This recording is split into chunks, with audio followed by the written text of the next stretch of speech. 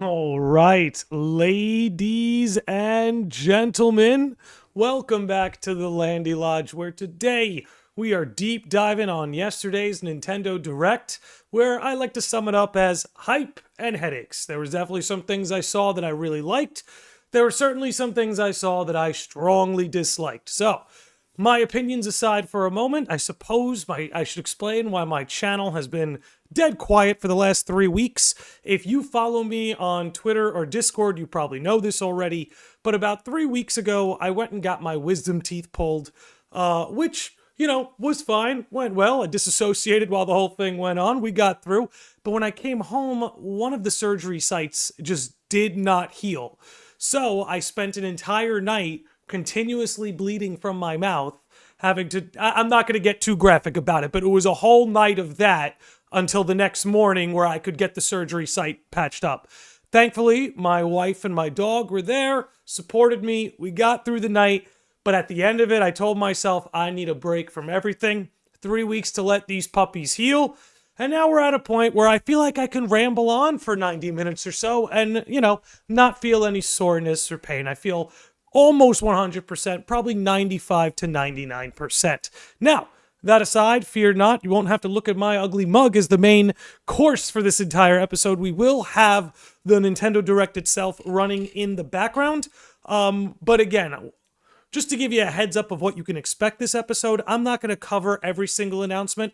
I'm mostly going to cover pretty much the stuff that intrigued me even just a little bit. There certainly were some main announcements that I'm super crazy hype about. Probably the ones you see included in the thumbnail. But we're going to start today's episode on a critical note because a lot of my criticisms actually have to do with the Mario 40th anniversary, which I think in and of itself has its ups and its downs. Now, before we dive in, let's give a roll call to the early birds in the chat. I see we got Artist Joint, Folsey, Andy, David, Treehouse, Trousers, Lands, and I think I said Andy again, but we'll say it again, Falcone, and yeah, that covers everybody. And let me just double check. Perfect. We got you all here. And Seven Hearts coming in right here at the start. Okay, so let's get this rolling. When it comes to certain announcements, I'm going to actually let the trailer play. But for now, I'm kind of just going to let the direct roll in the background. Well, I kind of give my thoughts on this Mario 40th anniversary. And here, let's skip ahead a lot of this stuff. So some of the supplementary stuff, like showing off a lot of this old concept art, I actually think is pretty amazing. I'm a sucker for concept art. If any game I'm remotely interested in releases an art book, I want that art book. So this kind of stuff I am a sucker for. However, I'm not going to lie, and I'm going to go into detail. Overall, I think this 40th anniversary announcement was pretty underwhelming. Now, the Direct itself, let me actually give my take on that. The Direct itself, I actually think was great. I actually think this was one of the better Directs. Now, again, there are a lot of things in this Direct that interest me directly. I'm not ready to go and buy myself a Switch 2 just yet. I need a thicker library. But based on this Direct, it looks like we're getting there. Now, again, as far as the 40th anniversary, this museum they're putting up is cool, but the vast majority of us are not going to be going to the museum in Japan. So while that's a cool announcement, 99% of us will not experience that in the slightest. Yo, it's Howie. What's up, Howie? Great use of that emoji, by the way. We stand Daryl here at the Landy Lodge. So yeah, the whole museum light display and all that concept art on display, very cool in spirit. not anything most of us are going to be able to experience. Now, this Orlando resort they're opening, this is cool, man. This is actually really cool. Personally, I'm very cautious about Nintendo focusing on something that isn't video games, but I do think theme parks like this are such a cool way to basically get, especially young children, invested in these sorts of things. Because in a lot of ways, like what Disney, the way people pass Disney on to their kids, there are those of us that it's like Nintendo is our Disney, if you catch my drift. That I will be much more excited about sharing Mario and Zelda and Donkey Kong with my kids than I will, say, Mickey Mouse or even all those old 90s movies I really loved. Although that is certainly on the table. Too bad you left Florida. Hey, you could always visit, bro. Could always visit. I'm a mainlander. I don't need no passport to get there. I can hear Treehouse typing now. I'm going to say a lot of things Treehouse is going to be pissed off about. Now, Treehouse is a self-admitted Nintendo shill. He would certainly lack some self-awareness if he didn't call himself that. But I'm sure I'm going to have a lot to say this episode Treehouse isn't going to like. And here's what I'm going to say, actually. Starting right here, actually. This is emblematic of kind of my thesis about what this Direct showed me. So, for one hand, I liked the Mario movie. I look forward to seeing the second Mario movie, especially because it's, based on Galaxy, which is really cool. However, it's Mario's 40th anniversary. And what did Nintendo tell us? That the main event of Mario's 40th anniversary is this feature-length film. Now, again, as someone who enjoyed the first film, I'll certainly go and see this one. Sorry, 40th anniversary of Mario deserves a new 3D Mario game. You are a video game company. Mario is a video game franchise. If it's the 40th anniversary, it should be celebrated with a brand new 3D Mario game. Now look, if a 3D Mario game just recently dropped, like a new mainline Mario just recently dropped in the last couple years, we could easily cut them the slack. But Mario Odyssey was what, 7 years ago? 7 years ago since our last full-blown 3D Mario? And again, Donkey Kong Bonanza looks fantastic. I look forward to playing that one day. A lot of the games like Super Mario Wonder that have come out have been a lot of fun to play. The new Mario Kart comes to mind too. But you're making this movie about a 3D Mario game like Super Mario Galaxy, yet you're not dropping, and it seems a little unorthodox to me. And here's what I'm going to say. The Nintendo you knew and loved is going away.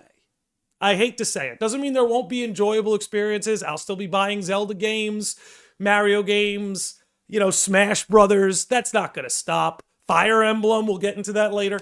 But the Nintendo you grew up with is going away. They're not going to be just a video game company. They're now a multimedia company. And it couldn't be more emblematic of that than the fact the 40th anniversary is being celebrated with the main event, rather, is a movie. Right? And not even like the first movie. Not even like this is a novelty to get the first Mario animated film on the 40th anniversary. No, you're getting essentially a sequel. Instead of getting the new Mario Odyssey, the next Nintendo full-blown 3D Mario platformer. No, instead you're getting this movie. And I think, again, that shows you the direction Nintendo is going in. I really believe in my heart of hearts that's the direction they're going in. And that, yeah, you can expect to probably go 10 years in between mainline Mario titles. Sometimes we joke around here, us Kingdom Hearts fans have it so bad, but if you love these 3D Mario platformers, you haven't gotten it.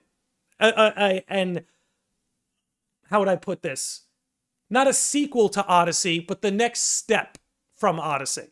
Now again, DK Bonanza shows that they do have a lot of new ideas. They're not creatively bankrupt in any way, but whoa, everybody in the chat, can we give it up, please? Can we give it up, please? Nick getting the party started with a $50 super chat. Can we light up the chat for our man Dave here? Please. Dave says, hope all is well. Been missing any streams since we're in season 4-0 start for us, though, and our boys haven't hit their ceilings yet. Here's my appreciation for all you do, Landy. Nick, thank you so much, man. Look, as I always say, and I will say it directly to you as I will the rest of the audience. I do this to have a good time. Everything else is a bonus. Everything else is a bonus. I expect nothing. Again, I always tell people if money is tight, Landy Lodge Bucks should be the first thing to go. But Nick, dude, thank you so much. Again, never expected. Always a bonus. Don't ever feel like you need to give a donation like that. But thanks so much, dude. People like you do, they light a fire under my ass. And now that I'm all healed from surgery, we're going to hit the ground running with this channel, barring any more major life events that throw a speed bump onto us. But Nick, thank you very much, brother. That is, well, how you been, man? How you been? Let us know what games you've been playing, what you've been up to, what you think of the Direct. And I'd be happy to read that chat out. So again, getting back into this, I'm not here to dunk on Nintendo. I love Nintendo. But the Nintendo we grew up with is going away. They're becoming a multimedia company. What I fear is that how Pokemon evolved, I'm scared that Nintendo's using that playbook and that the games are going to become secondary to merchandise, plushies, movies, and that the games become like a secondary product. And I think that's where we're going. I mean, look at the theme parks. I mean, even for Disney, movies are a secondary product compared to the theme park. I'm scared that for Nintendo, the games may get knocked down to third. We may be going theme parks, movies, video games. I don't know. But from the looks of it, them wanting to celebrate the Mario 40th anniversary with a new feature-length film as opposed to a new 3D Mario when the last 3D Mario was 7 years ago, it worries me a little bit. It makes me wonder, are video games still the priority over there? Are video games still your number one focus? Nick says, haven't had a chance to play much. Again, I coach high school football for a living. Dude, that's awesome. Fall is packed with little free time. I get it, man. It's busy season for a man like you. Good luck, man. Like, it's 4-0 is a good start. 4-0 is a good start. I'm very, very happy to hear that, man. Keep running it. We're going to talk about this dude who looks like he runs the Mafia. Yeah, man. I mean, look, the fact that Doug Bowser's running things, it's a total mob job. Total mob job. Also, I'm sorry, you announced the Mario Galaxy movie and you don't announce who's playing Rosalina? Nobody gives, look. No disrespect to Kevin Michael Richardson. Nobody gives a shit who's playing Kamek. No disrespect, Kevin Michael Richardson. I'm sure he's going to do a great job. But nobody gives a shit who's playing Kamek. Kamek spelled backwards is Kamek, but nobody gives a shit. We want to know who's playing Rosalina. We want to know who's playing Luma. Although maybe they did tell us that, actually. I want to backtrack a little bit. Did they tell us who's playing Luma? I don't think they did. I'll let it run just in case. What's up, Liam? Good to see you, man. Good to see you. But I quite liked a lot of the voice acting in the Mario movie. What I actually am happy to see, no disrespect, is that Seth Rogen hasn't necessarily returned as Donkey Kong, because I think that was a total miscast. Again, speaking on Seth Rogen for a minute, no comment on who he is personally. I love a lot of Seth Rogen movies, so I'm no Seth Rogen hater. Okay? Pineapple Express was my personality for like 3 months. Okay? No disrespect, but I did not like him as Donkey Kong. And I actually quite ended up liking Chris Pratt as Mario. I think Chris Pratt's Mario was better than Charlie Day's Luigi. Because Charlie Day's Luigi is just Charlie Day. Whereas Chris Pratt, to me, I have a mother who grew up in Brooklyn. I grew up down the road from Brooklyn, going to Brooklyn my whole life to visit my grandparents. He really did nail it. I gotta be honest. You give the guy his due. I really think he nailed it. If the direction for cinematic Mario was Brooklyn Italian plumber, Chris Pratt did a good job. Whereas Charlie Day just sounded like Charlie Day. Wait, is that how you pronounce Kamek? I don't know. I could have Kamek all wrong. Maybe it's because I'm used to saying Kamekian, right? Maybe because the DBZ in me. It could be that, but I don't know. No disrespect, but this guy sucks. No disrespect. What can I say? Now, here's the Mario Galaxy announcement, which I think I have mixed feelings about. I've seen this get a lot of hate, but I don't find it that egregious. I'm trying to think this through because it's like, you had the Mario 3D All Stars that came out that already came with Galaxy One. This essentially is mostly for Galaxy 2. Now, I'll give Nintendo credit. They're giving you the option to buy each game individually, digitally, of course. Which, honestly, I think had they allowed that for 3D All Stars, it wouldn't have been nearly the controversy that it was. It wouldn't have been nearly the controversy that it was. But since Nintendo is allowing you to almost like decouple this package if you want, I've got to say I actually think that's a pretty good move on their part. And I was actually surprised by that. Charlie's Day Luigi sounds like he works at a bar and drinks paint.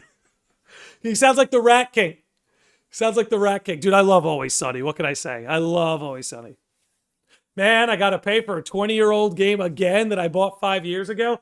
Yeah, that's kind of my other thing, but this is how the Switch 2's library has to get rolling because look, and this is going to be part of my thesis here, is that, dude, Nintendo's going to live and die on their first-party content.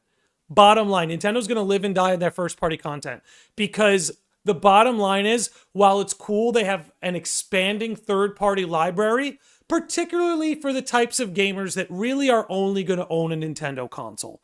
There are a lot of casual gamers out there, and young gamers, who are primarily going to only own a Nintendo console. So it's cool that there's a lot of third parties coming to the Switch 2 that can allow for gamers like that to experience that. We'll get into that more when we're talking about FF7 Remake. But the reason why I actually think it's smart for Nintendo to get as many ports onto the Switch 2 as possible is because the bottom line is most of us who either also have a PlayStation or also have a PC or also have an Xbox, most of us are really only going to buy the Switch for first-party content. That's where I'm at. I'm not waiting on more Final Fantasy ports before I buy myself a Switch 2. I'm waiting on more first-party games that I don't want to miss out on. Right? Look, I love FF7 Remake with all my heart. I really love that game. And I think it's got a certain charm to it that the other two entries in the series are not going to have. Sound familiar? That said, I own it on PS4. I own it on PS5. I own it on PC. And on PC, I can give it all the cool mods I want. Why am I going to buy the most inferior you know what? I'm going to wait till we get to FF7 before I go on this rant. Let's keep the Galaxy thing going. I do want to say, while I think it is, I would have liked to maybe see a third game included on this one as well. Just like the 3D All-Stars one. I do think this is a good idea for them to get more and more of these games onto the Switch too. That said, I do find it a bit of a letdown that... Also, I want to say the fact they're adding new content and new stuff like this is pretty cool. I mean, it's pretty minimal at the end of the day, but, any new content should be welcomed when these sorts of ports to new systems happen. It's part of what can make these ports exciting. Now, again, it's good for them to build out their library as much as possible with first-party content. Like, honestly, what's more exciting to me than a third-party game that I love getting ported? For instance, what's more exciting to me than Final Fantasy X getting a Switch 2 port? Old Star Fox games getting a port. Old Pokemon games getting a port. This is infinitely more important to me when it comes to Nintendo. Because again, as somebody... like many of us gamers who have a PlayStation, have a PC, the third-party experience is just superior on these other options. However, Nintendo's entire leverage is that first-party franchise's IP content. So when it comes to these ports, I'm actually much more excited about these old first-party ports than the third-party ports. Again, I see the importance of the third-party ports. Lots of casual and young gamers are going to have access to games like FF7 Remake. That's great. But these first-party ports of older games, I think, I maybe I only speak for myself, that's what I want, man. Star Fox 64. See, 64 is at least on the N64 emulator, and I can roll with that. But yeah, Adventures, Assault, Command, which was a shitty game story-wise, but half decent with gameplay. But at least Adventures and Assault, man. Give me Adventures and Assault. Come on. And not just the old Star Fox stuff, like Kid Icarus, man. Kid Icarus, a Kid Icarus Uprising port coming to the Switch 2 would be amazing. Like, that's the kind of shit I want coming to the Switch 2.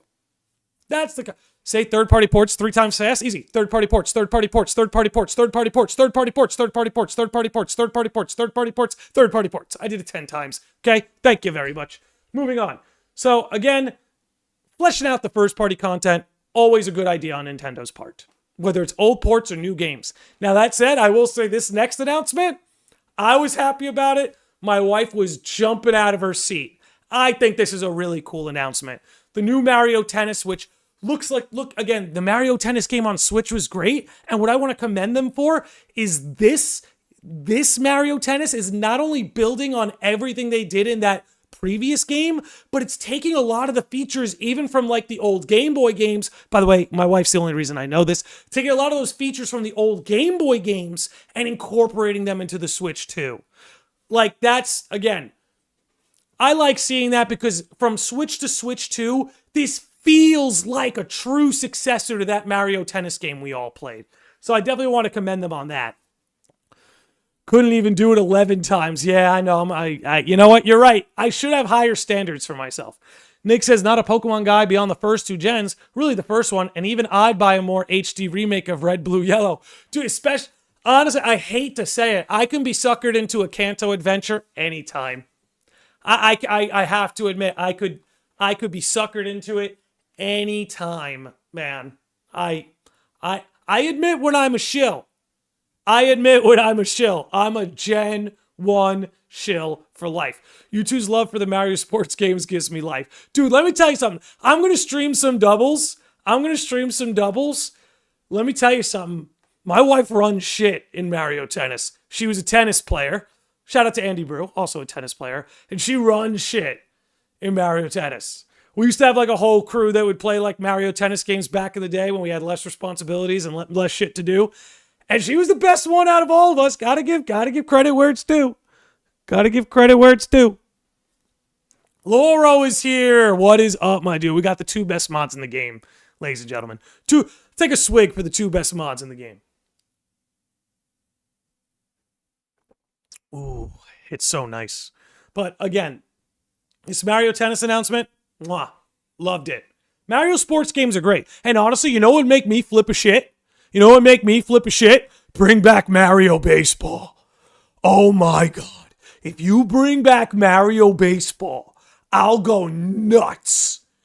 Downright crazy.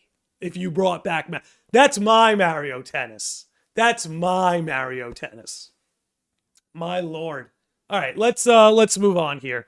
Again, the Mario 40th anniversary had its ups and downs. Again, we have the Super Mario Brothers Wonder. Never really played this game, but everybody loves a good side scroller. Again, it wouldn't be a Nintendo Direct without some crazy, stupid merchandise. Got this talking flower. If, you want that in your home, be my guest. I don't think I'm going to play this Yoshi game they announced. But as someone who grew up and loved Yoshi's story, I'm just glad that this exists. Again, I'm not going to play it. I think there's a lot more fun platformers for someone like me out there. And honestly, when it comes to side-scrolling platformers, indies do it better than anybody else, if we're being honest. That said, I'm happy this exists. And I hope this will be a Yoshi story-like experience for somebody else out there. All right, let's send out some gift memberships now that we're at the end of the Mario 40th anniversary announcements. So, shout out to everybody getting a gifted sub here. Josh Z, what's going on, man? The Curried Snag, Richard, Agent Spacely, GS, Raxon 16, Dongo Bongo, Dickalanias. Sorry, Aaron Rum 12, Aaron Rudin, Patari. Patari and Aaron Rudin. Those are some Lodge OGs. C. Trevino, another Lodge OG. Enjoy your memberships, ladies and gentlemen. Lodge, what's going on? So good to hear from you. Welcome back to the Lodge. We're having fun here tonight. And again, hey, look, if Nick could throw $50 at us, I could throw 10 memberships at the chat, okay? But also, YouTube, if you can hear me, can you please, like let us select who we're gifting the memberships to? Because I would have loved to gift it to like the 10 most active people in the chat. Or at the least, that should be a default. If the AI YouTube algorithm out there can hear me, if you can hear me, that's what we want. Okay, moving on. Again, we had this cool little, I just brought up a side-scrolling indies, cool little announcement here. Not for me, we'll keep it going. I want to say this. So many like life sim world builders in this direct, and what that tells me is that the new Animal Crossing isn't around the corner, but it's coming. It seems to me like Nintendo put out the memo that was like, hey, look, Animal Crossing is coming this time this year. If you have a world builder life sim, you need to get it out now because the anchor of the competition is coming. So I think for those of us who enjoy Animal Crossing, I don't think it's going to be a 2026 game or release. But seeing how many of these life sim world builders Nintendo is releasing in 2026, I'm willing to bet there's a chance we could see an Animal Crossing game in 2027. Okay, let's keep this going. Again, after this, we got, this is a cool little co-op looking game. Big fan of couch co-op. Keep it rolling. Then we had this Tomodachi Life. Again, not very interested, but cool thing out there. I did quite like this Mortal Kombat collection. I want to see more of this stuff happen. And for the love of God, a Soul Calibur collection, please. Put Soul Calibur 1 through 5 on one disc, and you can have my money. If you make a collector's edition, you can have my money. Just please, see what they did with Mortal Kombat. Look at what they did with Street Fighter. Bandai Namco, do it with Soul Calibur, please. I'm not even asking you for Soul Calibur 7 anymore. Frankly, I don't think Bandai Namco has the balls right now. So please, give me like a Soul Calibur collections, which includes Soul Calibur 1 through 5 or 1 through 6. Or give me like a PS5 version of Soul Calibur 6. Okay, moving on. Here's a big announcement. Final Fantasy VII Remake Intergrade, which just wanna show those stuff. I got a sealed copy, PS5. Not many of these in circulation. Hard copy PS5 Remake Intergrade. Made sure to scoop one of those. But anyway, back into it. I have a lot of mixed feelings about this. I actually want to start with the positives. For one, this is a great deal. Now, I'm against the game key card bullshit, so I'm not going to be getting this. Even when I do have a Switch 2, I will not be getting this. Because frankly, frankly, not a fan of the, what would you call it? Not a fan of the game key card stuff. I want my hard copy. If you don't support hard copy, I don't support you, or I don't support the release. Wait. Let me pause. Hold on. I take it back. I take it back in real time. I did not know there was a physical version coming. I am uncharacteristically going to delete some tweets. I take it back. I did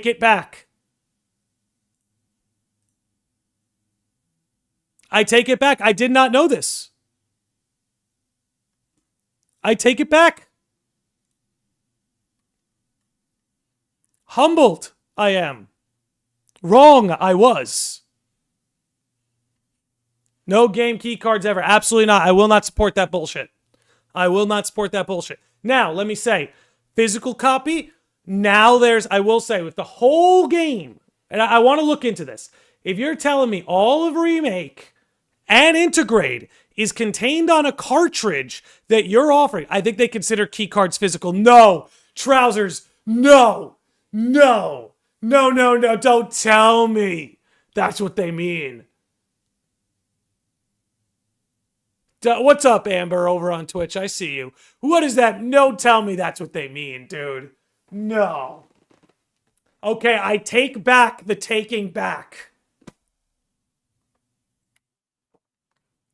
Here's what I'll say.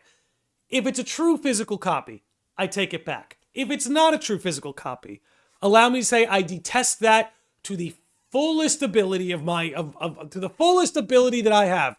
I detest and denounce any of that shit. And look, if you're someone who likes buying digital copies, all the power to you. I'm not saying you're doing anything wrong by doing that.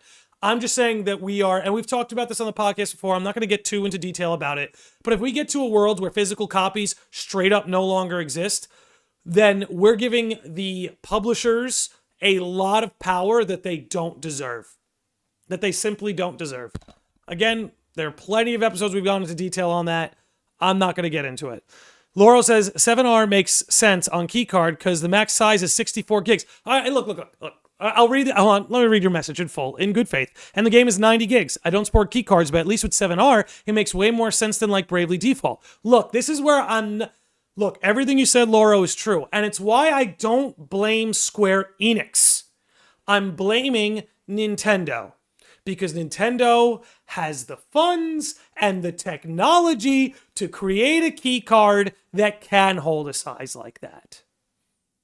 Okay? They have the ability. Don't let them tell you they don't. It's a physical copy with a key card. Thank you. That's what I figured. I almost got duped by the technicality, but I will not be. I will not be. But here's the thing. So I understand that a key card can only hold 64 gigs, which is why, again, like, I don't blame any of these AAA third-party developers necessarily. Their hands are tied. I can understand that. But that's why my criticisms are for Nintendo. Because they have the ability. They have the ability. And again, don't let them gaslight you into thinking they don't. They could have made the key cards bigger and made the slot bigger. Everything else on the system got bigger. The screen's bigger. Okay, everything else is bigger. They could have done the same with their storage. Okay, they could have done the same thing. Because you know what? The Switch 1 is an absolute boon for physical copies. It's a boon, and it's one of the reasons I loved collecting Switch games. And like, for instance, this is going to be the difference for people like me when it comes to the Switch 2. One of my favorite games of all time, as you see, Final Fantasy X. Now, I've got Final Fantasy X on my PS2. I've got it on my PC. I've got it on my PS4, PS5. But when it came to the Switch, I went and got a copy. Now, I haven't played it on the Switch yet, but I like having a Switch cartridge of FF10, FF10-2, because no matter what, they're the full version of that game is encased on that cartridge. And that means something to people like me. People like me who still have their NES. I still have my NES from when I was a kid, and it still works, and the physical games still play. I don't need Nintendo Switch Online to play my favorite NES games. They're right here. Put that in my little console trophy case in there. But yes. Anyway, let's keep this rolling. You guys see my point. I did want to say this. I got to give Remake their due. I got to give... Brother has an NES like me? Yes, Folsey. Yes, one of the greatest consoles ever created. Bottom line. I want to give Remake their due here. I really do, because I think this is the best deal on the Switch 2. So if you don't mind the physical copy ordeal, okay? That's my opinion. That's my values. That's me. You don't have to be like me. If that's not a deal breaker for you, this is an incredible deal. For $40, you get the full game, plus DLC, plus reversible cover, $40. Fantastic price, consumer friendly, and Square Enix deserves credit for that. Now, I'm a Square Enix shill, so take that with a grain of salt. Square Enix deserves all the credit for that. All the credit for that. It's a great deal. $40, full game, DLC. Great job, Square Enix. As for Nintendo, again, it's a little disappointing that like a 4 or 5-year-old game is one of your flagship selling points. It's not the flex you think it is. Saying that you can finally keep up is not really the flex you think it is. And again, don't get me wrong, Remake looks good here, but this is the worst looking version of the game. Again, Don't look bad. Don't look bad. Looks like it's going to run pretty well. This will get 7R to 10 million? 100%. 100%. 6-year-old game. I'm counting Intergrade. Somali, I'm counting Intergrade. Gotta be fair. Gotta be fair. I'm counting the Intergrade DLC. Gotta be fair. This is technically a PS5 port, not a PS4 port. You gotta give them their due. We gotta be fair here. I got my criticisms, but I'm not gonna stretch them. Great job. A PS5 port that looks like it's gonna run pretty well. $40, full game plus DLC. Hey. Give Square the credit. That's completely fair. Nintendo's out here trying to sell you Mario Galaxy, okay, for $70. They're out here giving you Peak for $40. So again, if the physical copy thing is not a deal breaker for you, I think this is kind of a must-have for the Switch 2. Again, you guys let me know what you think. Square, I beg of you that if you do have a game that is smaller than 64 gigs or can be optimized into 64 gigs, release physical copies on the Switch too, man, and you'll have my money. Listen, man, anything that encases the full game will have my money. And again, common misconception, people, when it comes to the PS4 and PS5, they'll be like, oh, but the full game's not on the CD. Not true. There will always be a day one version of the game on every PS4 and PS5 disc. It is not true that it won't work without an internet connection. You can have no internet connection, pop in a PS4, PS5 CD, and the game will play just fine. Now, personally, I think some developers take advantage of the fact that day one updates are a thing. So another conversation for another day. I think for, let's just say, consumer and customer sake, day one updates should be frowned upon. Day one updates should be frowned upon. Not that future patches and stuff like that won't be, but personally, I don't think a day one update should be allowed. I think day one, you should let the game exist on its own. This way people could know if you sold them a buggy copy, a buggy version of a game. People have the right to know that. They do. Now let's keep this rolling. What's up, Liam? What's up, Knuckles? What is going on? By the way, just a little, I'm just gonna nerd out on my FF7 lore a little bit. Something that people don't appreciate enough. Now, again, I think Sephiroth and Part 3 withholding. Okay, Part 3 withholding. I think Sephiroth is better in the original than in the trilogy. Part 3 withholding. However, I can give them credit because they had to introduce Sephiroth earlier in the trilogy than in the original. And I can give them credit for how they did it here because the whole point of this is that, right, Cloud just did this mission with Avalanche, which set Midgar on fire. Sephiroth, who burned Cloud's hometown to the ground. In a sense, what Cloud is seeing, it's almost like you're no different than me. Like his shadow is haunting him. Just like Sephiroth burned down Nibelheim, Cloud set Midgar ablaze. Now, again, we know the truth about, the Shinra and how they kind of pushed that, okay, how they exacerbated the whole thing. But symbolically for Cloud, I actually think this is a really cool moment in Remake. That he becomes face to face with Sephiroth, not surrounded by the flames that Sephiroth caused, but surrounded by the flames that Cloud himself caused. And again, we take note of Shinra exacerbating it, but symbolically it still stands. Just wanted to point that out. I think it's cool. Okay, serious question. Why the heck was like 80% of the footage of this trailer the final boss? I don't know, man. That's just Square being Square. You know what it is? I think they're set. You know why? Lauro, I got you. I know why. Because Nintendo fans who have played Smash are only familiar with Cloud and Sephiroth. It's not just the final boss fight. They're showing you Cloud and Sephiroth specifically. And like, if you look at the trailer itself, the only two characters it names on screen are Cloud and Sephiroth. So I think what they're leaning on is all the Smash fans who recognize the IP by these two characters alone.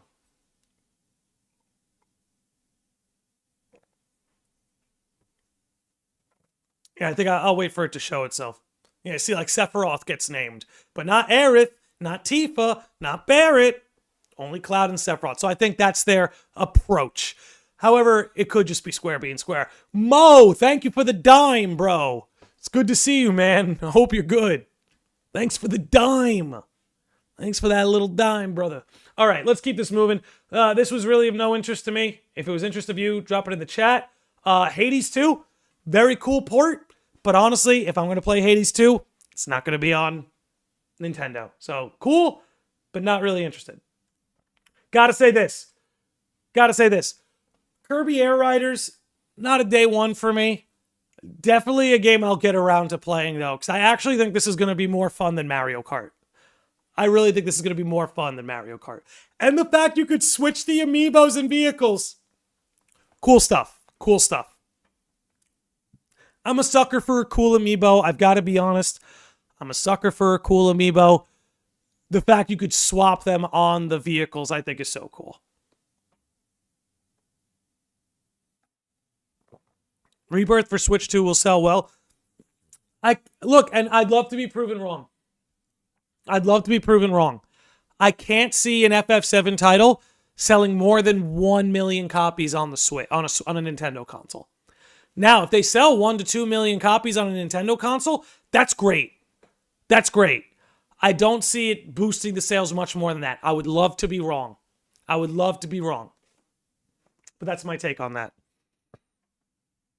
Oh man, we're at 43 minutes already. We're only halfway through this. That's good. Be about an hour and a half episode. That's normal. They're $50 each? The amiibo? Nah, bro. Nah. Remake is $40. The amiibo is $50. No, bro. All right. Not Age of Calamity. Hyrule Warriors is here. I've got opinions. Hey, we got 25 people watching on YouTube for a non-Kingdom Hearts, non-Final Fantasy themed episode, for a Nintendo themed episode. Thank you, guys. I appreciate that. What do we expect? All right, so let's talk about this. I have opinions. I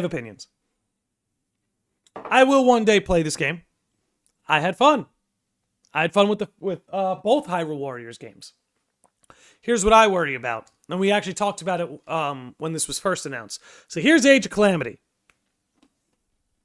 Fun game. Really, a fun game. The multiplayer didn't work because the Switch hardware was just lacking. That was very upsetting. Additionally, what was upsetting about this game is it was sold to us like it was canon, and it ended up being a glorified fan fiction. Now, glorified fan fiction is fine. This is Zelda. It doesn't need to be canon. But don't sell this to me like it's the prequel to Breath of the Wild, and then just have it be this alternate timeline. I worry that the same thing is going to happen here. This is being sold to us as a prequel to Tears of the Kingdom. I've got a feel like it's going to turn out to be an alternate telling. I could be wrong. Hope I'm wrong. But there's a lack of confidence as a Zelda fan, as a lifelong Zelda fan. There's a lack of confidence instilled in me when it comes to these Hyrule Warrior games. So, we'll keep that rolling. However, what I will say is, based on the trailer footage, it looks like the multiplayer is going to actually work, which would be really cool. I think couch co-op is a lost art. I'd like to see more of it come back. I still think they made a mistake.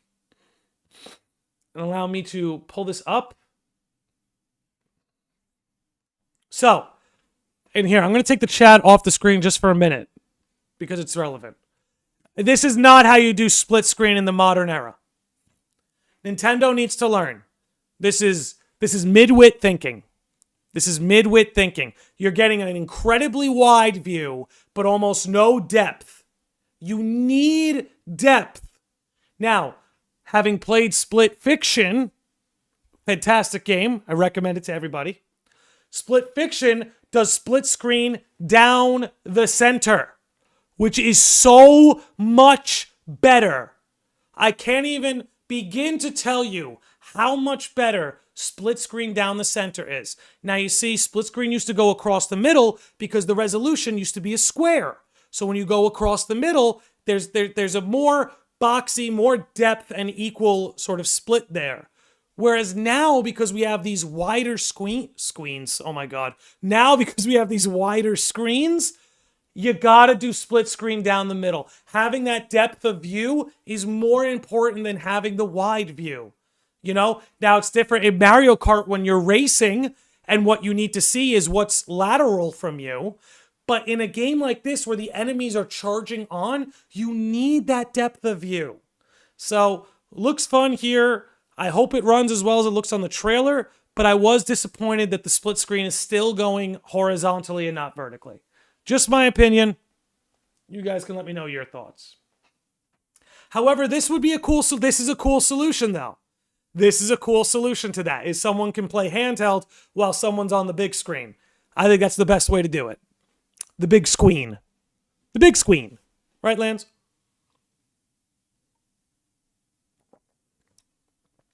But I will say, too, is like, here's my other thing. My other complaint with this game. Small complaint. Let me see if I can pull this up. Let me see if I can get a good screen cap. Okay, I love that this little Korok is a guy. Come on. So yeah, here's the thing. These guys are not as cool as the champions. Like, the cast of characters to play as, so first of all, the best cast is the original Hyrule Warriors. The Calamity cast is also very strong, because you get to play as the champions who are awesome. These characters from Tears of the Kingdom have zero personality. There is nothing about them that I look forward to playing with them as. You know? Whereas in Age of Calamity, getting to play as all the champions like Urbosa and Daruk, you know, and Mipha and Revali, like there was an excitement to get to play as these characters because they each had their own cool personality in Breath of the Wild. You wish you could see them in action. But with this game, these champions are just not interesting. They were regulated to flashbacks and had almost no lines of dialogue. So the cast, the fun part of Hyrule Warriors is the expansive cast you get to play as, but the cast that's being offered here is so much weaker compared to Calamity and the original Hyrule Warriors. Calamity cast was fucking peak. Absolutely. Like, that was so much fun. And getting to play as a young Impa. You know what I mean? That was cool too, is you were like, oh my God, young Impa. And you got to see that Link, Zelda, and Impa were like this shonen anime trio. And it was so cool, man. Fucking Impa was Zelda's ride or die bitch. You know what I'm saying? Ride or die, I'll take a bullet for you. You know, it was just cool, man. It was, you know, I'll leave it at that. Let's keep it going, okay? Let's keep it going. Let me get the chat back on screen. Get you sickos back on here. Okay. Let's keep this rolling. All right. Okay, where's my mouse? I lost my mouse. There it is. All right, Hyrule Warriors, Age of Imprisonment. Listen, you're selling this to me like it's canon. It better be canon, or I'm gonna be pissed. Zelda gonna be the best character, probably. Yeah. I mean, we'll see. They're only showing the Age of Imprisonment, and this is why I don't believe it's gonna be canon. This is why I don't believe it's gonna be canon in a million years. And it's because they're not gonna sell you a Zelda game like this where you don't get to play as Link. And the only way you get to play as Link is if they come up with some timey-wimey bullshit to get Link and Riju and everybody else over here to the Age of Imprisonment. That's what they're going to do. I'm telling you, that's what they're going to do. Because the Age of Imprisonment doesn't have a lot of characters to offer. You know what I mean? If you think of the Age of Imprisonment, there's not a lot of characters to offer there. All the best characters are in the present moment. So I don't buy for 1 second that this is going to be canon and that we're going to get some timey-wimey bullshit that's going to bring the present-day cast into the Age of Imprisonment. Now let's keep it going, shall we? Let's keep this rolling. Okay, this next one. This was a cool announcement, actually. Probably not going to play it, but a Dragon Quest VII remake, I think, is a great idea. Again, reminder to clip this. Yeah, dude, I gotta say, Restream does like the clipping for you. It's very interesting, very cool. They pick up on your most hype moments and they clip them for you. It's really cool. But Dragon Quest VII, dude, great idea. Great idea, Square. The problem is, if I'm gonna play this game, I'm gonna play it on not Switch, not Nintendo. So let's move on. Let's move on. What do we miss here? More okay, it's just the end of Dragon Quest. Okay, let's talk about this. Look, what are your guys' thoughts on this shit? This is just something that nobody asked for.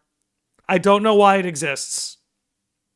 Like, bro, we just want more GameCube games on Nintendo Switch Online. That's all we want. And you're giving us Virtual Boy. Nintendo, I know this might hurt you because you had such high hopes for the Virtual Boy, but I'm going to tell you right now, nobody gives a fuck. Nobody gives a fuck.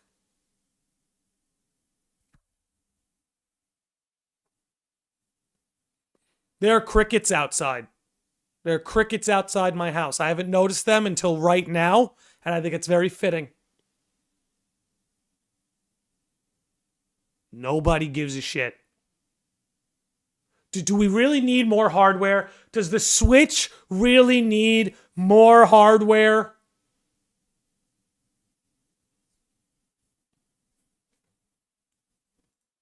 Keep it rolling.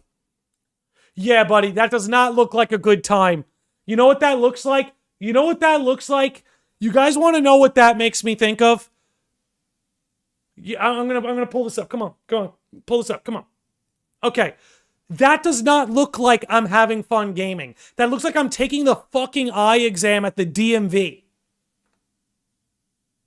That is not my idea of a good time, is getting a device to slide the Switch right onto my freaking eyes to play games that suck. And it'll look like I'm taking the eye exam at the DMV. I fucking hate the DMV, I hate eye exams, and I hate having a screen right on top of my eyes. Hard pass. Moving on. Okay, didn't really care about Fatal Frame. If you do, drop a comment. Okay, we have a One Piece game. Overcooked is coming. I think that's cool. Power Wash is here. This looks very cathartic. I understand people who like these kinds of games. But I'll be passing. And we have whatever the fuck this is. I'm skipping over it. Sue me. Let's move on to this announcement, which I thought was great. I thought this was great. Let's let this roll, man. Metroid Prime 4. Finally. Finally. Thank you. I can't wait to play this. It looks fantastic. She's got a bike. The game looks good. I like her new armor. It's an older Nintendo IP getting a reboost. Not a reboot, but a reboost, a revival. I know there was Metroid Dread, but that was side scroller, that was niche. This is great because what Nintendo needs, Splatoon is great and all, but they needed a shooter like this. She's got a bike, baby. She's got a bike. I love this. I really do love this. I think this is when I eventually do get myself a Switch 2, 100% gonna jump on this one. 100%. It looks fantastic. This trailer really shows there's ex-Halo devs working on this. Which, again, I miss the old Halo. And I think they'd be wise to release a Metroid multiplayer. Can you imagine a Metroid multiplayer where you get to customize your armor and shit? It'd be sick. But anyway, getting back to Metroid Prime here. It looks fantastic. It absolutely looks fantastic. And this is what I want to see from Nintendo. I'm telling you, this is what gets me to buy a Switch 2. I don't give a fuck about your third-party support. This is what gets me to buy a Switch 2. What up, Suko? It's good to see you, man. But again, stuff like this is what gets me to buy the Switch 2. These first-party experiences that only you are offering. Third-party games will be better on PC, will be better on PlayStation, will be better on Xbox, would probably be better on a Sega console if they made one. But these first-party games that can only be accessed through your platform, that's what gets me on board. That's what I show up for. The second the first-party content is lacking, I'm no longer a Nintendo fan. I'm ride or die this first-party content at the end of the day. I don't care how many Final Fantasy games you port over. I don't give a shit. But anyway, let's keep it going. Cool to see this. Donkey Kong Bonanza getting some DLC. Think it's great. I love that it's a callback to Donkey Kong 64. Like, it looks like the Kong Island from Donkey Kong 64, and I couldn't be happier about it. Little Chris, what's up, man? Not Nintendo really hates Star Fox now. Yeah, Little Chris, our time in the sun will return. Us Star Fox fans will have our day in the sun. Yo, Artist Joint, thank you for that membership. Says, I heard the Donkey Kong DLC was not worth the $20. Oh, wow. I mean, $20 isn't a bad price for a DLC, but I guess maybe it's really short. Nintendo really hates Star. Yeah, I figured that's what you meant, Little Chris. Don't worry about it, man. I got you. But yeah, look, I love seeing that. I don't know, just seeing Kong Island from N64 given this new life, given this fresh coat of paint, it might be something I'm interested in. Bonanza looks good as it is. A lot of the gameplay I looks like an absolutely killer time. So good on them, man. You know, I'm glad Donkey Kong is back. I'm glad Donkey... Oh, I want to get that shot for a second. Like, that's just, man...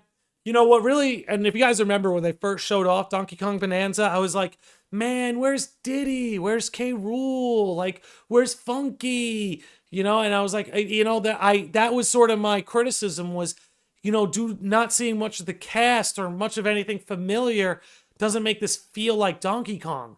But then when I see Kong Island and I see Diddy on there, I'm just like, yeah, it's still DK, you know?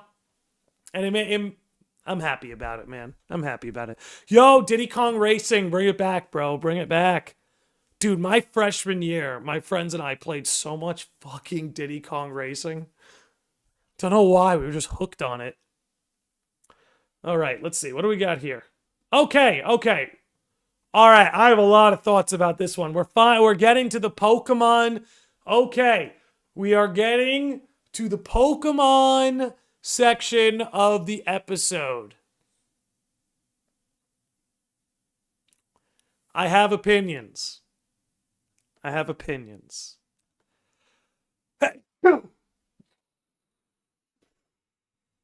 still have opinions. I actually think this was an amazing announcement. I'm going to play this game. I have been so hard on Pokemon lately, but I am going to play this game.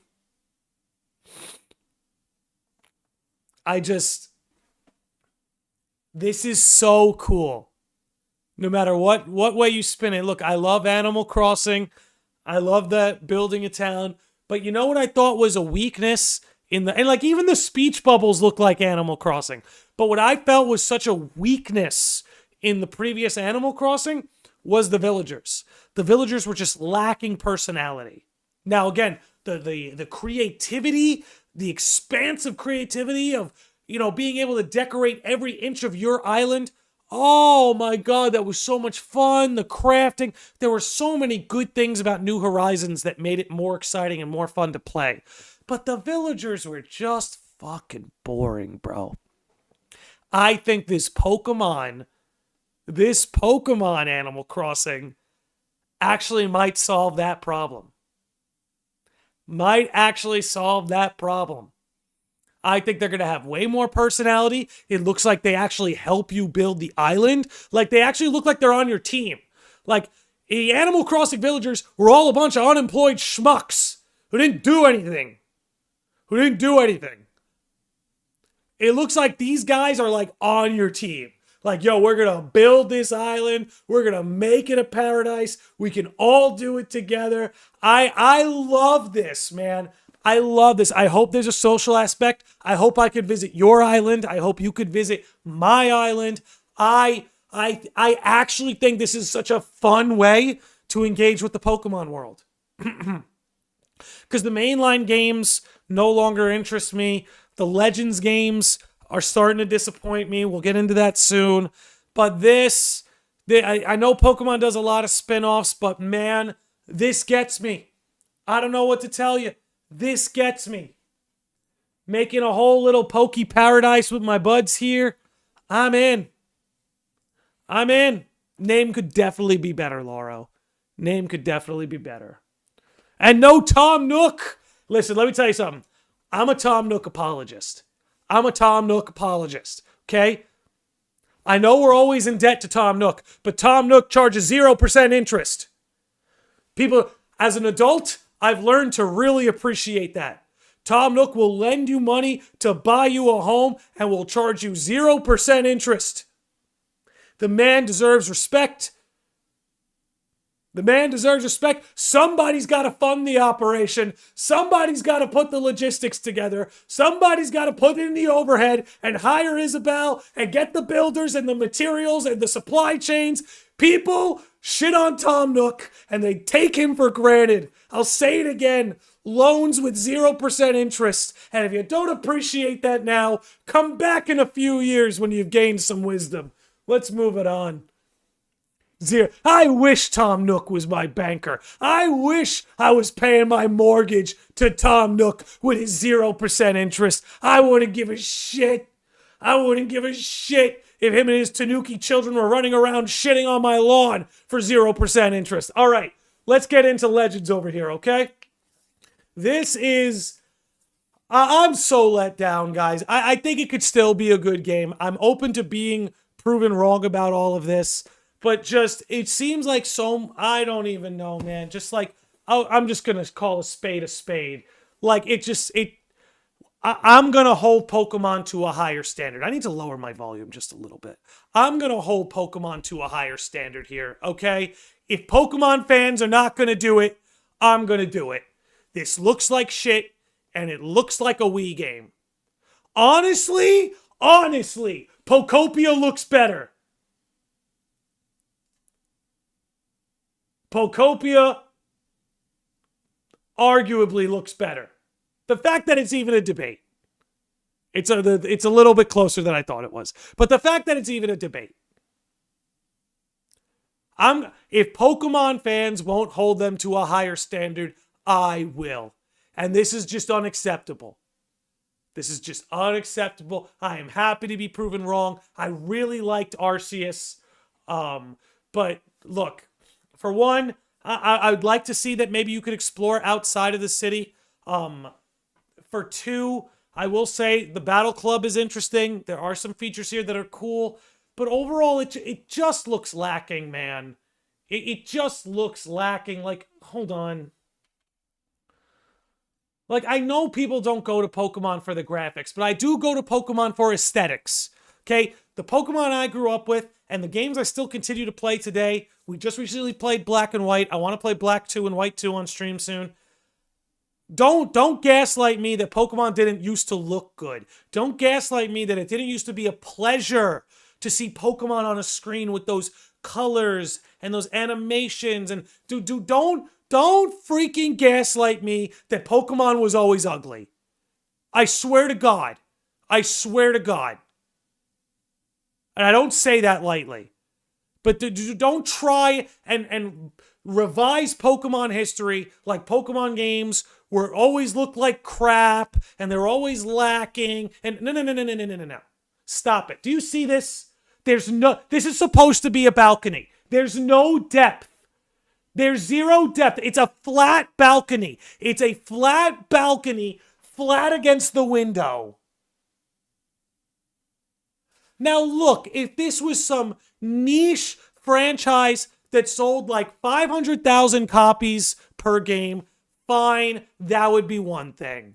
but it's not. This is the richest franchise on the planet. On the planet. There can be depth here. I'm sorry. Now again, game could still be fun. Gameplay, right? Gameplay over graphics. Gameplay over aesthetics at the end of the day. So some of you guys might report back to me and be like, Landy, the gameplay is peak. Landy, the gameplay loop is amazing. And you might be right. And you might be right. But I don't see anything in these trailers that would indicate that. Now, there's a lot of cool bells and whistles. I'll give them that. We're looking at it right now. A lot of cool bells and whistles. I like those big boss raid battle looking good. Looking good. It's not all bad. It's not all bad. But I need to hold them to a higher standard. There's still no voice acting. There's still no voice acting. Why? How is that? How can you as a Pokemon fan accept that? This is what I'm saying. How? Do you want the games to get... Do we want these games to get better? Keep it going. Pal World, here I come. Pal World, here I come. But overall, look, I'm open to being proven wrong. I'm going to rely on you guys to come back. I'm going to rely on you guys to come back and tell me. I'm going to rely on you guys to come back and tell me. Mega Pokemon locked behind ranked kind of sucks too. I don't even know what that means. I don't even know what that means. But understand something. Those of you who buy Pokemon games, you are at the core of this franchise's popularity. If they didn't have you, it would all fall off a cliff. They might make more money with merch. They might make more money on animation. I don't know. I know the merch they do. On the animation, I'm not sure. But you are what built this IP.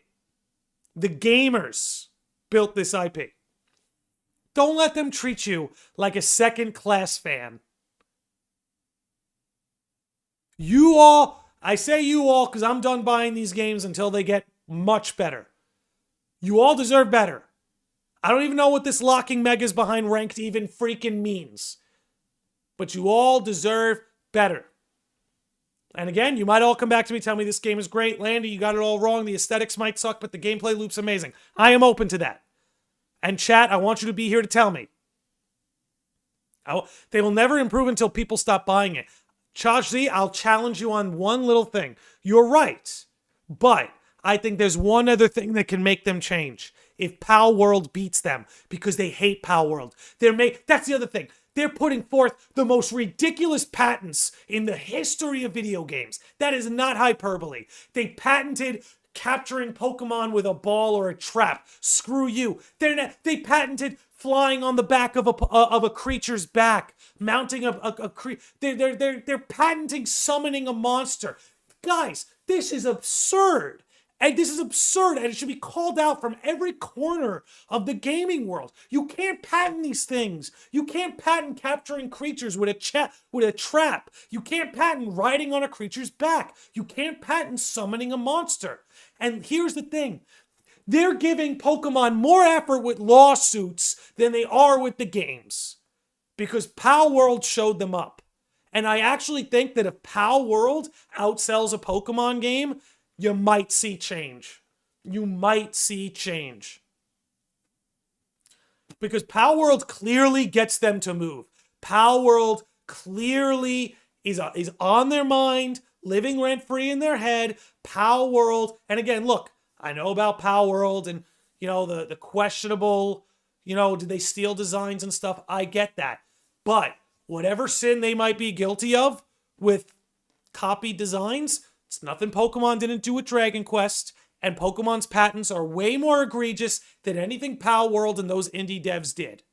Okay? I'm not going to sit around and let this lazy-ass fucking company bully an indie company trying to innovate on the genre. It should be called out from every corner. Pal World clearly gets under their skin, And I'm telling you right now, you'll catch me paying money for Power World before you catch me paying for this. I am a lifelong Pokemon fan. I love Pokemon. I'm going to play fucking Pokopia for God's sake. I'll be rooting for Pokemon. But something's got to give. Something's got to change. Something. Power World has their attention, right? Because I don't think Pokemon fans are going to stop buying. I think these games are going to continue to sell colossally well no matter what. And they could sell half what they sell now and still turn an incredible profit. However, Nintendo is competitive. So you're not going to get them by merely not buying the games. What's going to get them to move is if Power World or some other sort of monster capture hunter game outsells them. Bottom line, I love Pokemon. I'm not being a hater. But they can do better. They can do better. And all these fans who buy all the games and buy the merch and watch the shows and collect the cards and do the streams, you all deserve better than this shit. Speaking of which, I ain't even done. We haven't even touched the most egregious thing yet. I'm sorry. I'm calling a spade a spade. I'm skipping ahead a little bit. I don't even care. This is how.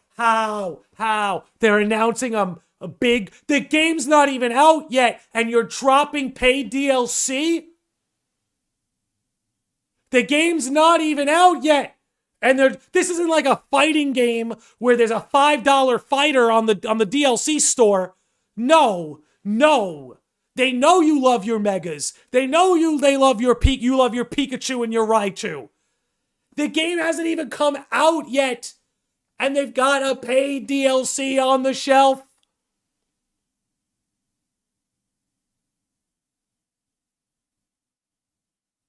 Am I wrong? Is it not a paid DLC? I want to catch myself. But I'm pretty sure it's a paid DLC. Thank you. All right, you know what? Points for transparency. Let me just turn them up one notch. But oh my God. Paid DLC. Additional story content coming soon. They're already milking you.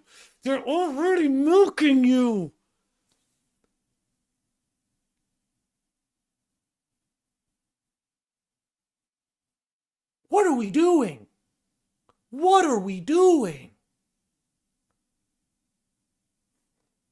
Like, I don't know, man. Like,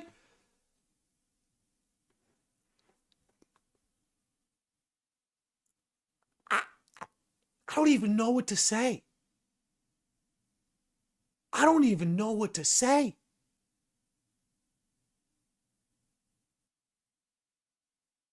I remember when Street Fighter did this with day one DLC characters.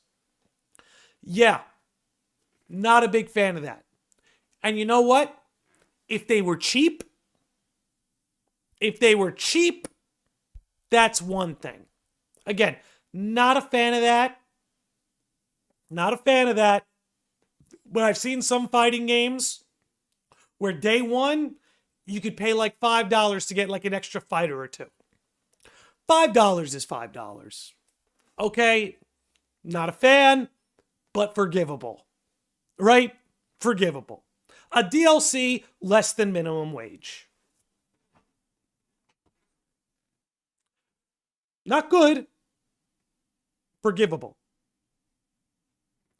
$30 on top of a $70, $80 game to begin with. I mean, you might be paying $80 for Legends, and then you're going to have a $30 DLC where they're locking the content that everyone's most excited about.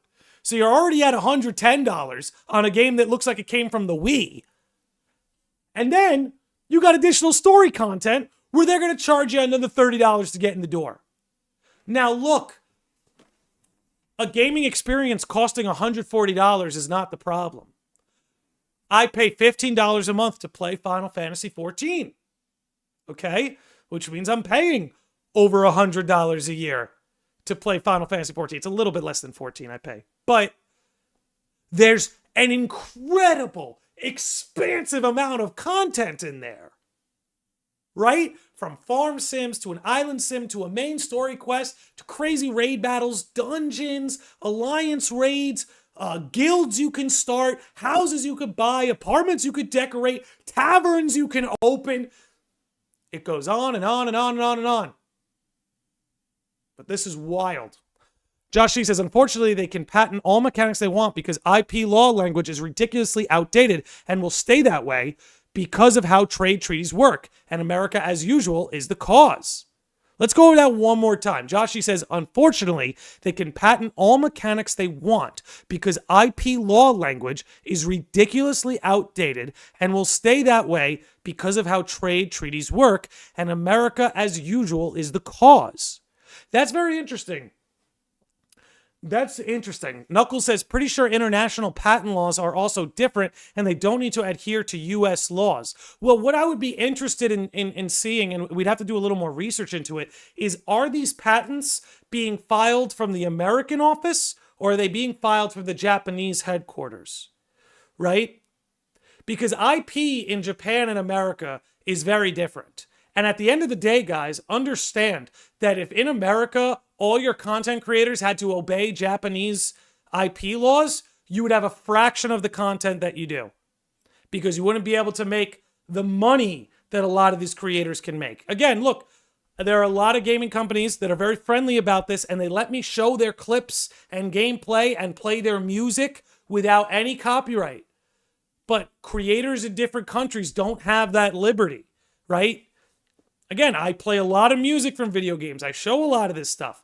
Like, and I even see it. I even see it on my own YouTube channel where I'll do a podcast, and in certain countries, if I show certain clips or play certain songs, they knock me right out. They knock me right out of the algorithm. But yeah, the problem is I ain't a lawyer, so I ain't equipped to really speak on it. I can only share my experience. And what I can say is, and I can only speak for US because it's where I live, if US content creators had to adhere to the copyright laws of a lot of other nations, a lot less people would be doing what I do. Let me just put it that way. And, take that for what you will. I plead ignorance on the topic as a whole to be as upfront with you guys as possible. My point is, Nintendo is the scapegoat. I'm not going to, Josh, I don't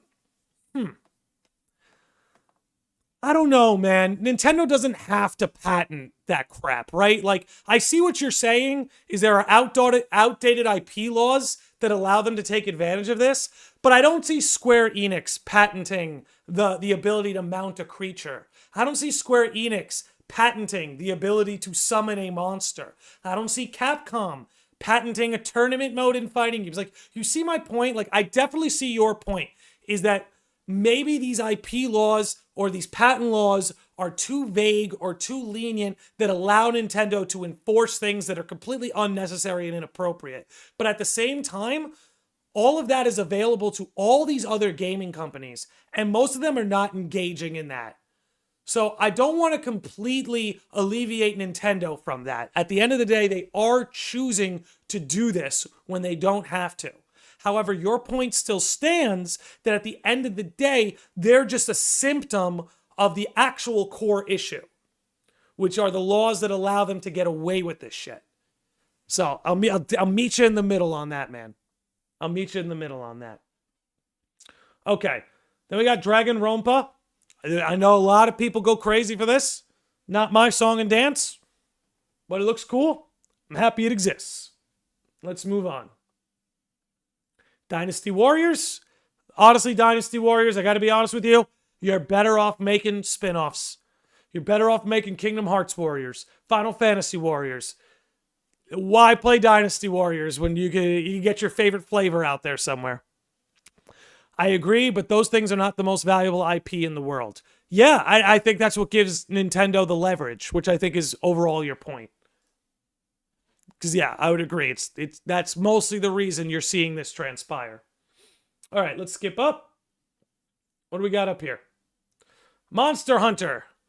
Monster Hunter's weird, man. It's that thing that seemed so niche like 5 years ago, but now it's like everywhere. And it seems like there's always a new game coming. Also, Josh, can we get some love for Josh in the chat for that $10 super chat? You know, I got so excited to read your message. I didn't even thank you for the super chat. So, brother, thank you for that $10 super chat. And, dude, Josh, that's why I love having you in the chat, man. You always have some really good insight to offer that spurs the conversation on and gets us talking about things we otherwise wouldn't be talking about. Monster Hunter is popping off. Yeah, I mean, look, they got the FF14 crossover. Hey, good for them. Look, as long as the games are still quality, again, I don't play Monster Hunter, so I don't know. As long as the games are still quality, pump it out, brother. Pump it out. Pump it out. Go off, King. Go off. All right, let's move on. Then we have some of these spaced out announcements, which are good and all. Then we have Resident Evil. Hey, Artist Join with the $2 super chat. Didn't Square patent the command deck? Did they? The command? Man, I didn't know that. That's some good knowledge to have. That's fucked up. Why would... Not a fan. Big Square Enix L. Big Square Enix L. Vitrin, I can't believe I forgot you were going live. I'll be looking for sure. What's up, Vitrin? Good to hear from you. Yeah, here's what I will say. It's less egregious. I'm not a fan of them patenting the command deck. But to your point, Suko, yes, the command deck is way more specific to Square than it is than riding a monster or summoning a monster is to Pokemon. So I can admit that, but it's still an egregious move on their part, in my opinion. I recommend Moon Channel if people want to learn a little bit more about the legal side of gaming. That's a good shout out there. Shout out to Moon Channel. I ain't know shit about you, but my boy does. So shout out to you. All right, cool little Resident Evil port. You love to see it. I'm not a big Resident Evil guy. My older brother was a big Resident Evil guy. Now it's time. It's funny. I said we would play the sounds from the trailer, but I guess to hell with that. I'm too busy yapping over it, but you guys don't seem to mind. So this announcement. This announcement. This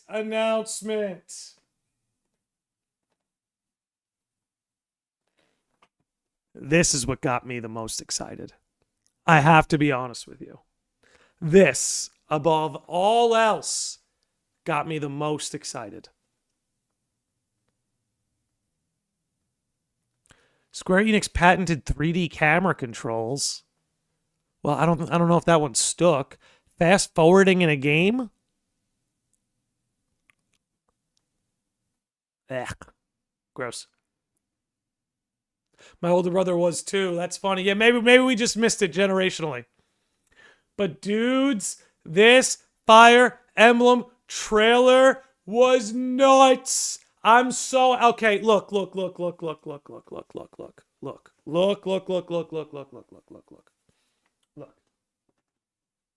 Perfect. Let's pull this up. This right here, ladies and gentlemen, is my favorite strategy RPG of all time. Fire Emblem Three Houses is my favorite strategy RPG of all time. And I didn't grow up a Fire Emblem guy. No. I was a Shining Force guy on my Sega Genesis. Shining Force 1 and Shining Force 2. That was my shit growing up. I was not a Fire Emblem guy. However, this is without a doubt my favorite strategy RPG of all time. I've played it 3 times on all 3 houses. I've done the DLC. And honestly, I want to play it a 4th time. I love this game. And there's a reason I bring it up. So let's keep this rolling. So again, Fire Emblem, very happy to see it. And I will say, let me say this. Let me actually get this back on the screen now. I liked Fire Emblem Engage. I liked it, but mostly for its gameplay and character design alone. The N-Gage gameplay, major improvement over Three Houses. The story dropped off. The characters dropped off. Music was similar in quality. But N-Gage's gameplay, incredible. But I really loved Three Houses' story, and I really loved Three Houses' lore and those characters. And don't get me wrong, there were some really great characters in N-Gage. I think N-Gage, when it came to its characters, had a lot of high points and had a lot of low points. Okay, Haya, Papaya, and all. KH Guides is here. What is up, Guides? How's it going, brother? It's good to see you. Good to hear from you. But I felt N-Gage, when it came to its characters, had a lot of high points, had a lot of low points. Three Houses, I felt so many of the characters were so fantastic. However, I really just felt like the world of N-Gage was lacking. I didn't really care about the world of N-Gage. I didn't care to have an opinion about any of the houses or any of the royal families or any of the nations or any of their political outlook or perspectives. I didn't really care for any of it. Because it was really lacking. It was all Divine Dragon. Oh, you're the Divine Dragon. I love the Divine Dragon. I'll do what the Divine Dragon says. The Divine Dragon's a Whereas here, you had what turned into 3 warring factions, all that had 3 different visions for the monastery and the nations from which you fought over. And the truth is, you don't understand any house leader until you've seen their side, right? Maybe you started with Dimitri and you think Edelgard's the devil, but then you play in Edelgard's house and then you see her perspective. And then you're thinking, let me go see Claude's a real son of a bitch. But then you play on Claude's house and you see his perspective and you see why all these house leaders feel the way they do, why they've reached the conclusions that they've reached for the monastery. It was just so cool, and it gives 3-way. I'm a big game having replay value. This had replay value. 3 playthroughs. This game is worth the 3 playthroughs. There's just so much about this game I could gush over. And N-Gage, while I liked it, because it left so much of Three Houses behind, I was quite disappointed. But let's keep this trailer going now. Seeing this, man, character designs are cool. You know what I'm saying? They're sort of bringing back the idea you're gonna shack up with a leader, with some kind of leader, a house leader, a guild leader, whatever it's gonna be in this iteration of Fire Emblem. You're gonna shack up with one of them and build your team around that. Again, this seems to be sort of the main character template. Again, I love the UI. I will say the Fire Emblem team's UI is really good. Really, really good. I couldn't get into the life sim stuff. You see, for me, Josh, I think it's part of that is because I'm such a big Persona fan these days. The life sim stuff in Three Houses made for a gameplay loop I could not get enough of. A gameplay loop that I really couldn't get enough of. And again, some of these designs are so cool. I think I'm going to end up in her guild. I think her name is Theodora. I love her design. She kind of looks like a Gerudo, you know what I mean? Like I sort of get a Gerudo vibe from her a little bit. And again, these horns up here remind me of the Aura from FF14, which my character is. So just considering this is like an Aura Gerudo, I think I'm going to shack up with her team. I don't give a fuck. Anyway. Yeah, she looks ruthless too. Like she's like the brute. But again, this was an announcement I was probably the most excited for. I think, all things considered, right? Because this is a 2026 game. Between Donkey Kong Bonanza, Age of Calamity, this Hyrule Warriors game. I said Age of Calamity. I meant Age of Imprisonment. This Fire Emblem game, when it drops, might be enough for me to take the leap for the Switch 2. Because like I said, I'm here for the first party content. Metroid, the other one. So between Metroid Prime 4, Donkey Kong Bonanza, Age of Imprisonment and this Fire Emblem game, that's enough first-party content for me to go, okay, I think I could do it. And with a few more announcements about incoming first-party content, that could get me more hyped for it too. And you know what? Maybe port those Star Fox games to the GameCube emulator. You know, little moves like that. Like I said, I want more of their first-party stuff. Third-party can satisfy me on PC and PlayStation.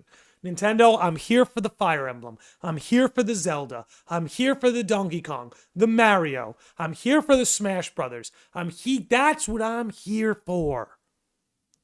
And again, seeing Fire Emblem makes me very happy to see. Her design's pretty cool too. She seems to be like a bard. Could be wrong about that, but we'll see. Oh, yeah. By the way, so we're going to get into this. So this game is clearly connected to Three Houses. There's a major giveaway at the end of the trailer, but right there, like, that's a divine relic. I'm not crazy, right? We got any Three Houses fans in here? That's a divine relic. You know what I'm saying?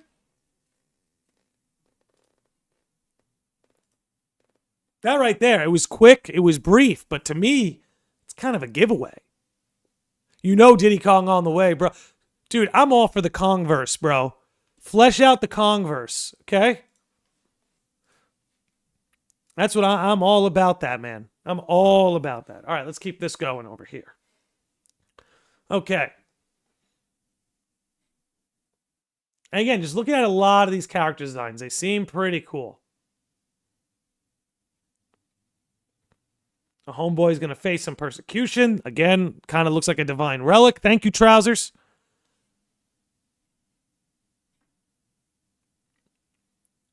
I gotta say, this is what I am the most excited for. This is what I am the most excited for out of everything. And by the way, dead giveaway. This is clearly connected to Three Houses. Clearly connected to Three Houses. That's Sothis, and that's Sothis all grown up. Now, Sothis was already a creature that was like thousands of years old, and she looked like a child back in Three Houses. So if she looks like this now, this is probably thousands and thousands of years later from Three Houses. But it's clearly connected to Three Houses, which tells me, and we'll see more with more trailers that come out and more gameplay, because probably my biggest complaint about this trailer was not enough gameplay. They showed us the strategy RPG gameplay, but that was a given. We know that's what we're getting with Fire Emblem. What I wanted to see is if this is going to be a similar gameplay loop to Three Houses.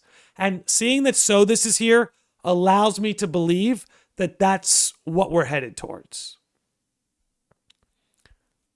Also, we have a gun and Fire Emblem now. That's something. But like I said, this is clearly a future. Because again, Sothis was already like thousands of years old in Three Houses, and she had the appearance of a child. And now that Homegirl is all grown up, like this has to be thousands of years later. Doesn't seem like we have an MC like Byleth, though. No, here's our MC. Our MC is these little squirts. Here. Let me wait for them to show up. Like him. This is our MC. That's my impression. Here, let's go to the beginning of the trailer. I feel like the beginning of the trailer implies it pretty heavily. Yeah, see? Actually, can I go back further? Is it worth going back further? No. Okay. Perfect. Like, check it. They're kind of implying these are our options. I think these are our options for the MC. I could be wrong, but I think that's what we're working with. What was cool about Byleth was like Byleth was old enough to be like a professor, but this looks like we're the newbie. We're the noob.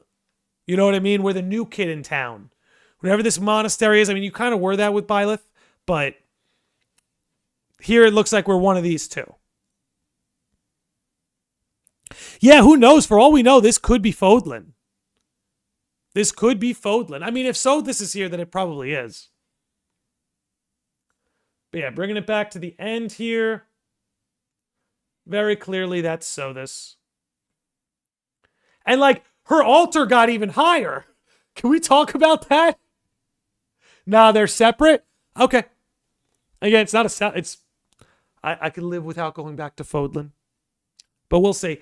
Now, is it me, or is her altar way higher off the ground. What does that mean?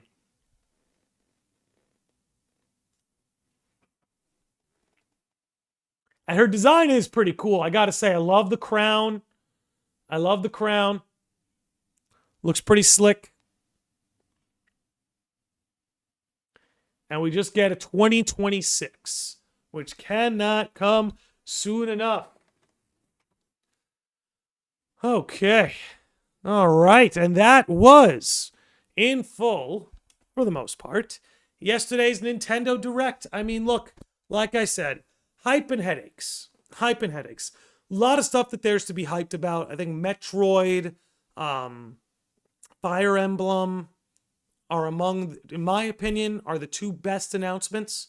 I think Metroid Prime 4 and this new, and Fire Emblem Fortune's Weave feel next gen. Feel very next gen. My biggest disappointments, unfortunately, came from Mario and Pokemon. Those were my biggest headaches. Mario, that we're at his 40th anniversary and that we're celebrating with a movie instead of a video game as the main event. Major fumble in my opinion. Other headache being Pokemon Legends. Again, I know when that first trailer dropped and people complained about how it looked, people were like, wait for more trailers, it'll look better. But we're still dealing with shit like the balconies are flat against the window. There's no depth in any of it. The gameplay doesn't look like it's anything that crazy. It looks like something that could have existed on the Wii. Now, that is what it is, right? But what really gave me the biggest headache was them announcing that $30 paid DLC before the game even comes out. They're essentially telling you it's a $110 game. And it's Pokemon, man. It's not worth $110. In what world can FF7 Remake plus Intergrade be sold to you for $40? Right? Full game DLC, $40.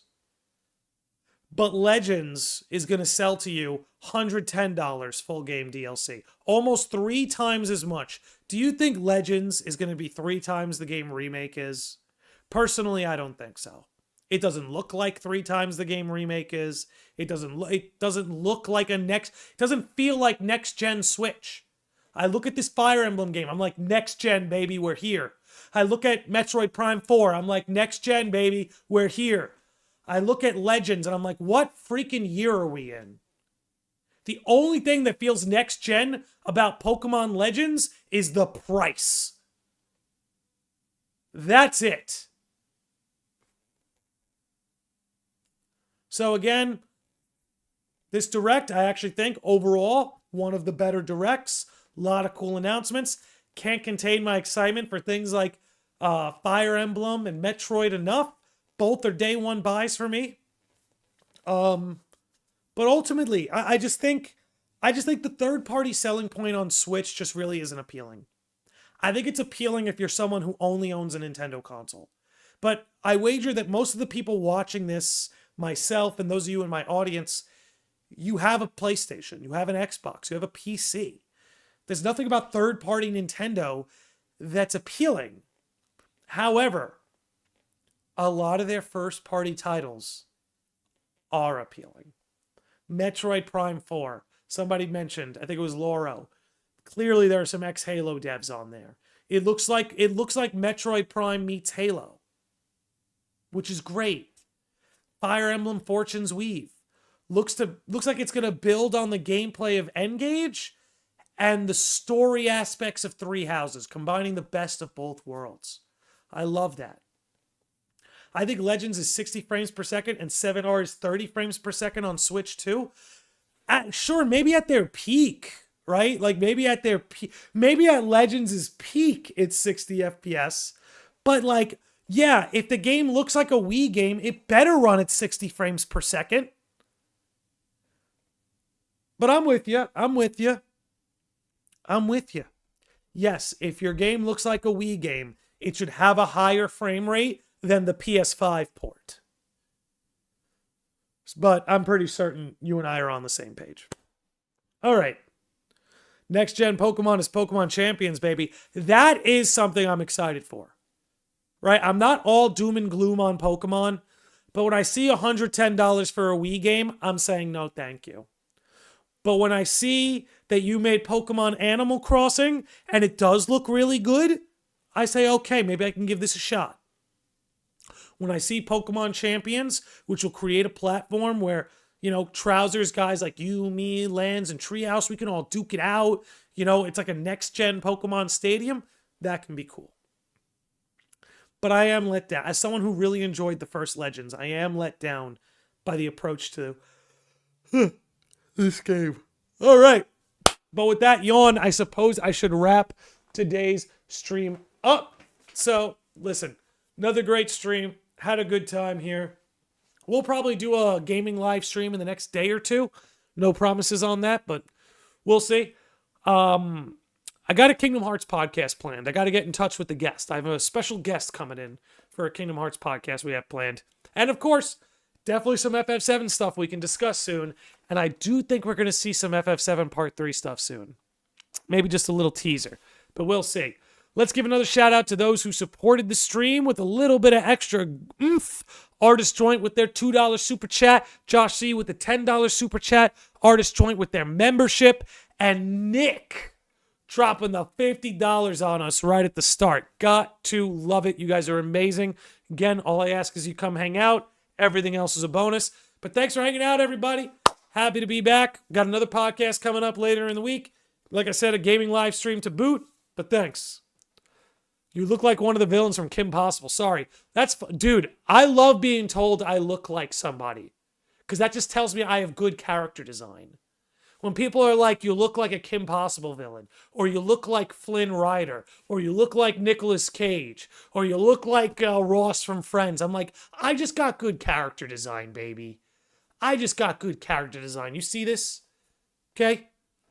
Could probably get a better haircut one day, but we'll see. We'll take that one day at a time. All right, gang. I'll talk to you all later. Thanks for hanging out. You guys are the best. Let me get some tunes for the closeout. You guys deserve some good tunes. And then we will call it a stream. But again, maybe I'll go live in the next couple days. I've been playing a lot of games lately. I've been enjoying. I went back and played FF7 OG. Flew through it because the PS4 port has this feature that lets you play it at like 3 times the speed. So in like 30 hours, I put in like 100 hours of gameplay. Basically, took out the emerald weapon, took out the ruby weapon. Oh, man. All right, 1 second. All right, gang. Thanks for hanging out. We're going to see you on the next one. Peace out.